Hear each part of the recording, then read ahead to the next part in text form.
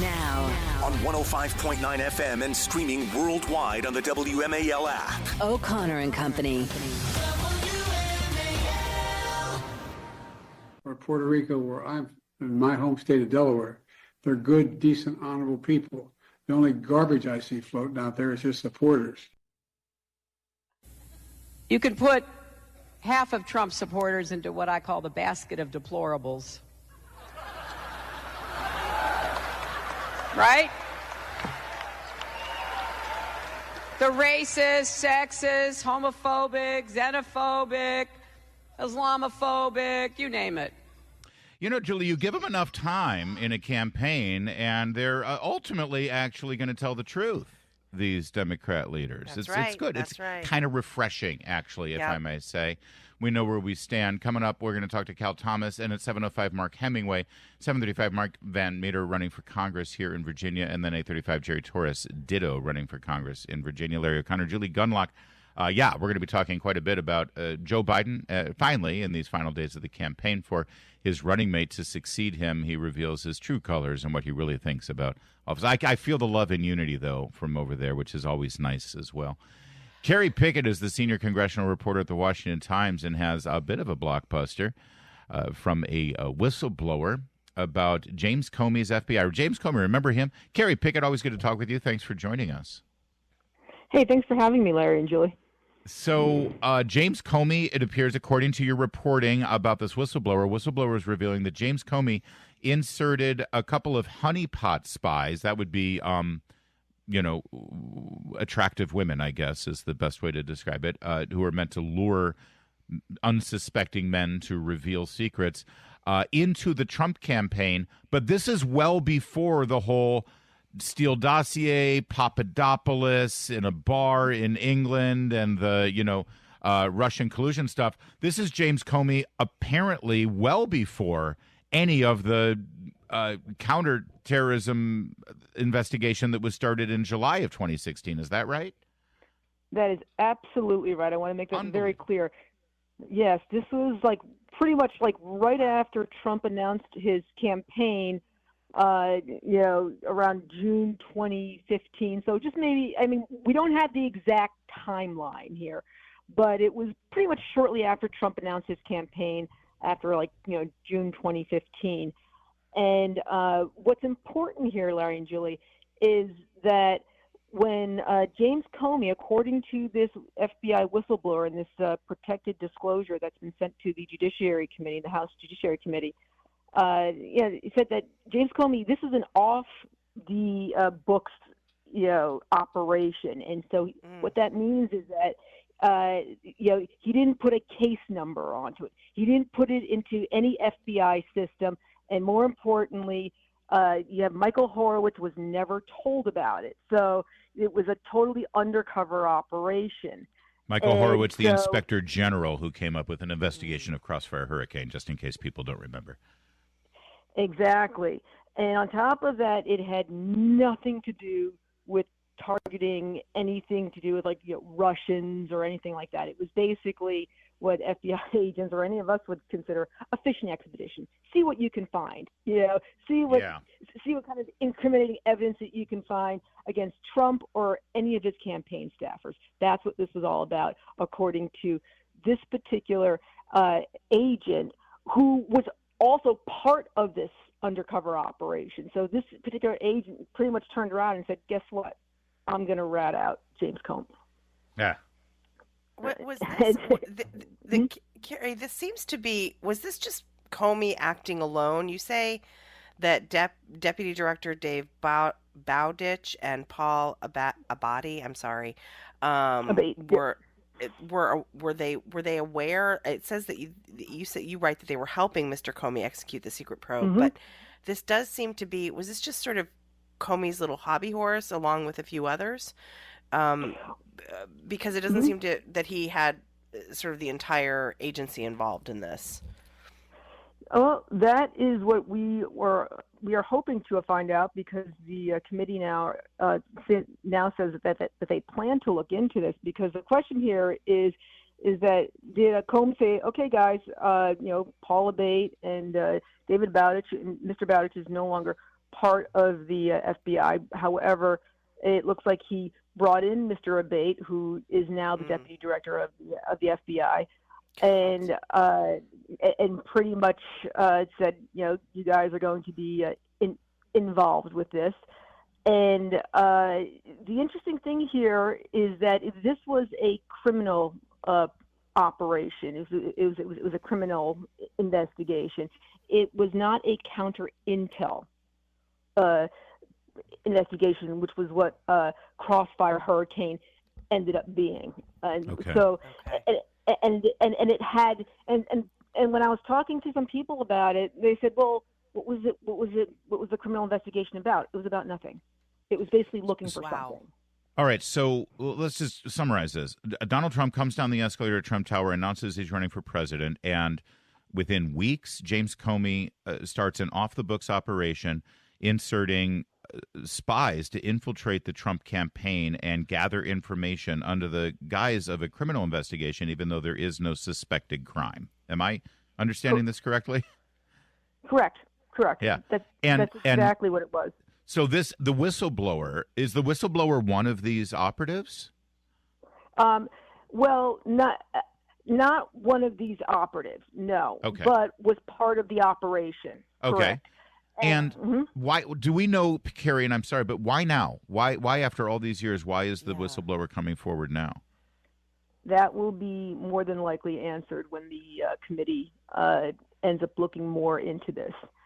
So, I mean, and here's the thing too, Larry, is that, there's been some great reporters who had done a lot of work on the Crossfire Hurricane stuff, and many of them were asking, wait, hold on a second, were these undercover female agents were like, were one of them Azra Turk, who worked with Stefan Halper to spy on George Papadopoulos? And, there's lots of speculation going on right now, but the thing is, we don't know yet. Once again, these questions will be answered when the time comes, when this particular FBI whistleblower ends up talking to the committee, because right now, there's simply too many questions right now.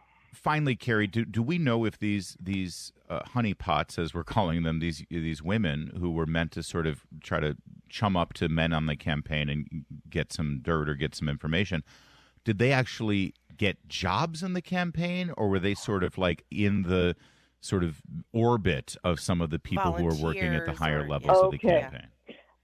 Okay, according to the disclosure, they were able to get into the highest levels of the campaign, where they were able to travel with the campaign. And here's the thing: they ultimately they had to shut down the operation because a certain newspaper ended up getting a photograph of one of the undercover agents, and the FBI press office ended up contacting that newspaper and said, hey, that's actually an FBI informant, and if you publish that photograph, that informant is going to get killed. That was a total, complete lie. And so they had to shut down the operation. And so of course, but the newspaper complied, and so now we have a newspaper who has known about this for years and never said anything about it. Correct. And all right. Well, it's all coming together now. Yes. And what ended up happening is one of those undercover FBI agents, they got transferred over to the CIA, so then they could never become a potential witness. And the other undercover agent just ended up getting promoted to a very high-level senior executive, staff position or actually, to a major office. It just gets dirtier and dirtier. So they didn't go work for The View. Got it. Okay.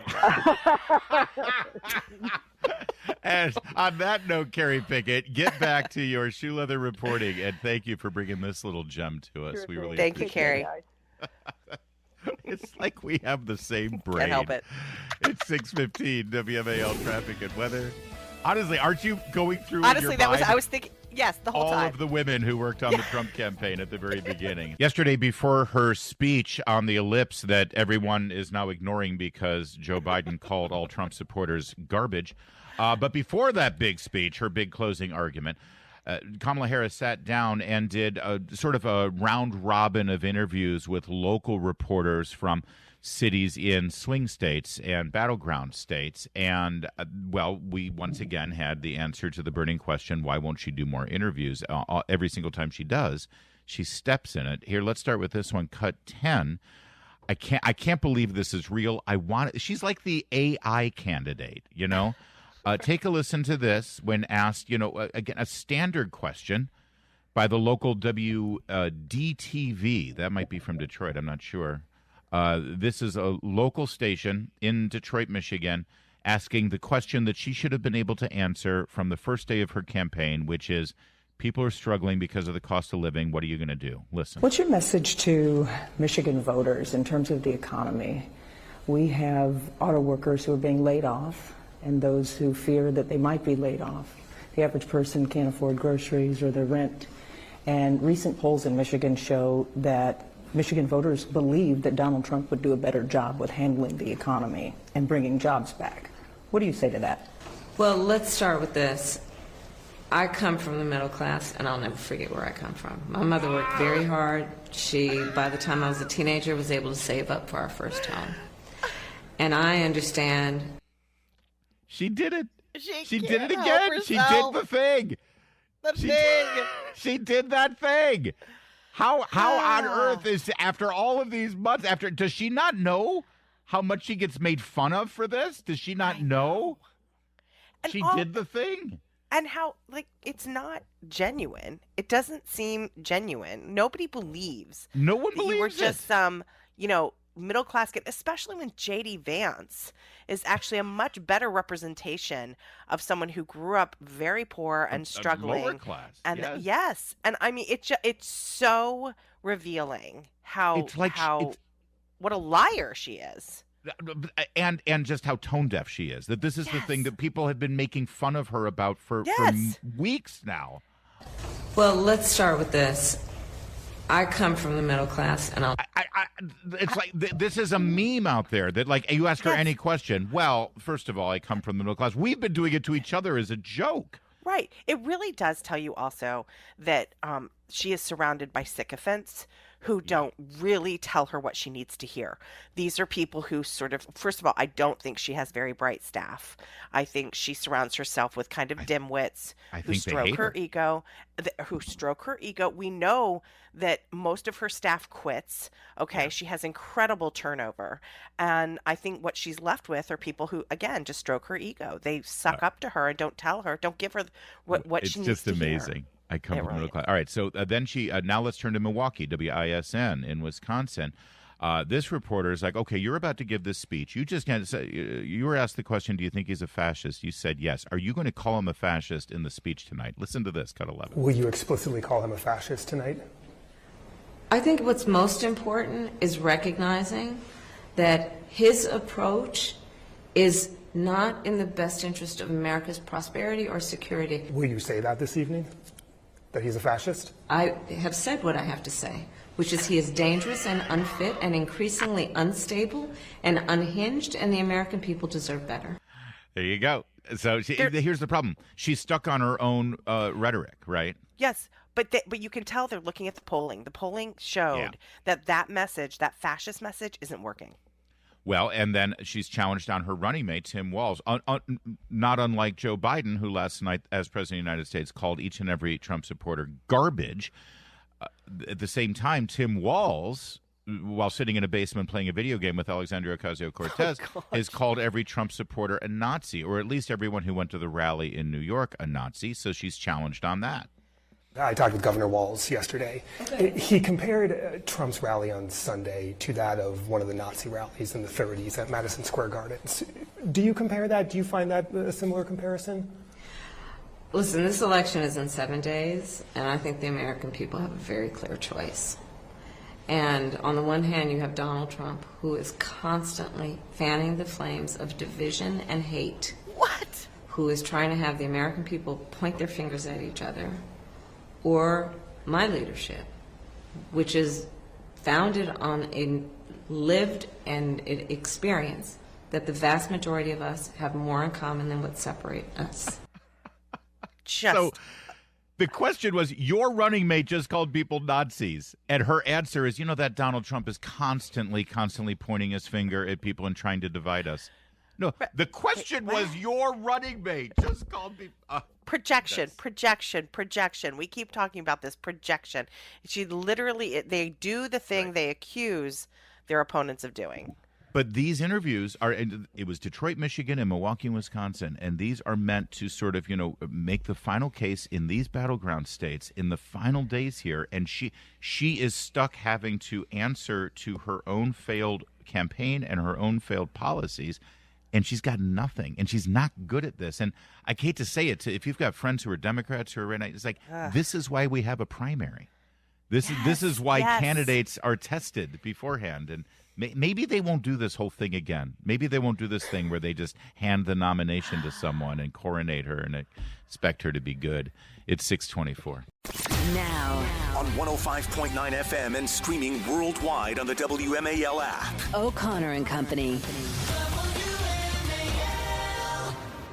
It's 6:36. It's O'Connor and Company. It's Wednesday morning. And by the way, 1 week from today, we could very well be discussing the 47th president of the United States. Who thinks that it will actually be over that night?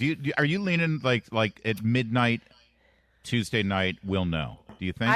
I feel like we'll have a very good sense. Well, we had a very good sense 4 years ago, too, and then things changed. I'm trying not to be an Eeyore, Larry. All right. No. I feel like now it's my job to be an Eeyore because everyone else is being way too excited. They're measuring for the drapes in the Oval Office. Yeah. They're trying to figure out where their parking spot will be in the old Eisenhower Executive Office building. Stop. Everybody stop. Coming up at 7:05, Mark Hemingway is going to join us. 7:35, Mike Van Meter's running for Congress in Virginia. And at 8:35, Jerry Torres also doing the same. It's Larry O'Connor with Julie Gunlock. And I'm usually a Tigger. You're not an Eeyore. You've got a little Pooh Bear to you. You're Kanga. You're often a Kanga. I think that's fair to say. We'll go with Kanga. Better than Pooh. And I think it's obvious that Cal Thomas is the wise old owl. He is owl. Cal, everybody sort of fits one of the personality types. Cal, thanks for joining us, sir. This is our last conversation before election night. Yes. Well, if Julie is a Kanga, can I be a Roo? Stay out of her pocket, you. Look at you. Yeah, get out of her pocket. I know what you're trying to do. Well, I think that, let me tell you a little bit about my column for Thursday, because I'm pretty excited about it. I went back and looked at all of Ronald Reagan's speech 60 years ago called A Time for Choosing. And it's amazing how many things have not been resolved. He said in that speech 37 cents out of every dollar earned in the country is the tax collector's share. And yet our government continues to spend $17 million a day more than the government takes in. Now, that's 60 years ago. Today, it's 43 cents on every dollar. And one of Reagan's great lines is, government is not the solution, government is the problem. And then he finished by saying this: we have so many people who can't see a fat man standing beside a thin one without coming to the conclusion the fat man got that way by taking advantage of the thin one. Now, that's just today. I mean, the envy, greed, and entitlement, the rich aren't paying their fair share. All of this stuff has just been reconstituted and re-argued in the same old way, and nothing ever changes. Cal, I can't wait to read that column, Cal. I can't wait to read it either. But it's also, I think in light of the garbage comment, which I think we want to get your opinion on, you think about Ronald Reagan's day, I feel like the government didn't really hate the American public. But today, government officials really do have disdain for the American people, to the point that now I think a lot of Americans are frustrated with the fact that people walk over the border illegally and get all of these services and all of this aid and things like free rent and phones and groceries and free meals. And they're not even American citizens. Meanwhile, vets and the homeless and other people that are American citizens aren't getting. So the largesse of the U.S. government isn't even going to U.S. citizens. I think that's part of the frustration here. Is Democrats don't see a problem with that. Right. Well, that's why I'm flying down to Mexico next week. I need a raise, and I figure the best way to get it is to just sneak in the country and get all that free stuff. Yeah, with respect to the garbage comment made by Biden yesterday, this is a reincarnation of Hillary Clinton's deplorables comment. Yes. This is what they think of people who are conservative, religious, and all of these other things that they are not and that they hate. So we didn't go to the right schools.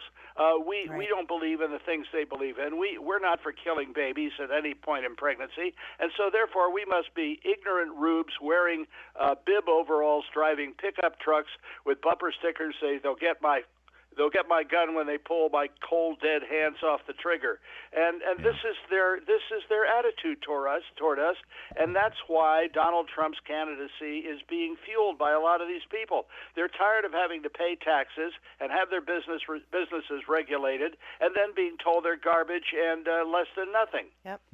Yep. Cal, the closing argument we're hearing from Kamala Harris, which was her speech last night, and much of what we're hearing from the candidate and her running mate Tim Walz over the last several days is sort of back to their opening argument, which is not about their policies or their plans. It's really about Trump being a Nazi, a fascist, a deplorable, garbage, all of these things. I got to ask you, the polls are looking strong for Trump right now, and if the election were held today, it looks like he would prevail. When you've amped up this kind of rhetoric, when you said that the next president will be a fascist, isn't it fair asking now at this point, if the election goes Trump's way, what should we expect from these people in the lead up to Inauguration Day? I mean, if they truly believe what they've been saying, what lengths will they go to keep Donald Trump from being inaugurated? Well, the left has always thought that they own government outright and the power that goes with it. And so when Republicans win, they behave as if something has been stolen from them and react accordingly. Let's go back to the Oklahoma City bombing when Bill Clinton was president and blame talk radio and incendiary language for fomenting the kind of violence that caused the building to be bombed. You can't have it both ways. If you're going to accuse conservatives of rhetoric that leads to violence, then what about the left? And by the way, everybody's responsible for their own behavior. If I hear something I don't like, I don't have to go out and burn down something or shoot somebody. It's personal responsibility and accountability, and that's not what we're hearing in any of this abortion debate. By the way, we think that the left thinks that women are just incapable of not getting pregnant. It's the same thing with the black vote. You've got to vote for Democrats or you're not truly black. It's the part of this elitist idiocy that we have heard for decades. Cal Thomas, I am so looking forward to our conversation 1 week from now, where we will be discussing whatever happened last night. Well, I got one other thing to add. This talk about Puerto Rico, the comedian. Yeah. Well, I don't think Stephen Sondheim hated Puerto Rico when he wrote for West Side Story. Puerto Rico, my heart's devotion. Let it sink back in the ocean. You can have as much. Can you sing that? Because I always like it when you sing. I can, but I usually clear the room. Yeah. All right. Thank you, Cal. You can always have as much time as you want when you're quoting Sondheim. You know that. Those are the rules. Thank you, Cal Thomas. Always good to talk to Cal. Since he's brought it up, there was another lyric in there. Puerto Rico, you ugly island, island of tropic diseases. Always the hurricanes blowing, always the population growing. Wow. There you go, Stephen Sondheim. Slamming on Puerto MAGA Rico. guy. WMAL. Making sense of the news. Well, the comparisons are apt, but 100% appropriate, as Joe Biden last night, the president of the United States, upstaged his vice president, who was running for president, by calling all Americans, or Trump supporters specifically, garbage. As you know, this was the president speaking at a Zoom call for Voto Latino. The only garbage I see floating out there is his supporters. Yeah, and of course the comparisons immediately to Hillary Clinton 8 years ago. You can put half of Trump supporters into what I call the basket of deplorables. So let's talk about Hillary Clinton, shall we? Because she tweeted out on her social media platform a stunning black and white picture of her from, I believe, 20 years ago. Did you look at this picture? Is that that's not today's Hillary Clinton. That's like archive footage, Julie, I think. Can we need to make sure your mic is turned on, though. Otherwise, no one can hear you. Sorry. It's a fundamental of our business. It's like one of the first things you learn in this business is to turn the mic on. Okay. I think that is a current photo. That is not a current photo. Stop It's photoshopped. It's photoshopped. You would not believe what they can do. Believe me, I know. All right. So she tweets out, she says, "Hey, New Yorkers, Donald Trump may have Madison Square Garden." But by the way, I love that she's sort of conceded. Yeah. That, all right, that place down there, that can be his, 34th and 7th, which the Rangers play there. The Knicks play there. There's like Billy Joel does concerts there. Cyndi Lauper is there tonight. She's doing Girls Just Want to Have Fun farewell tour. But no, Donald Trump may have Madison Square Garden, but we have Carnegie Hall. Join me this Wednesday to get real about this election, our way forward as a country, and so much more. Who doesn't want to sit at Carnegie Hall and listen to Hillary Clinton for 2 hours getting real about the election? I'm honestly, I'm thinking of just flying into New York just for this event. How beautiful is that going to be? Well, but I also love the idea that she was like, they can have that. We have this. Yeah. Anybody can rent out Madison Square Garden. It's not, I mean, does she realize that? You don't, I mean, you pay a fee, you get it. Like, it's for rent. Just like the Democratic National Committee did in 1996 when her husband at Madison Square Garden, that bastion of Nazi Hitler Youth, accepted the Democrat nomination. By the way, I hate to break it to Hillary, but I'm looking at this article from earlier this year. $1 million artwork allegedly stolen by Nazis once housed at the Carnegie Museum. Uh-oh. So wait a second. So she's doing this event at Carnegie Hall, which is affiliated, of course, with the Carnegie Museum, which housed artwork stolen by the Nazis from Jewish families in Eastern Europe. She is so deplorable. She is a Nazi. I mean, there's no other way to say it. There you go. Hillary Clinton's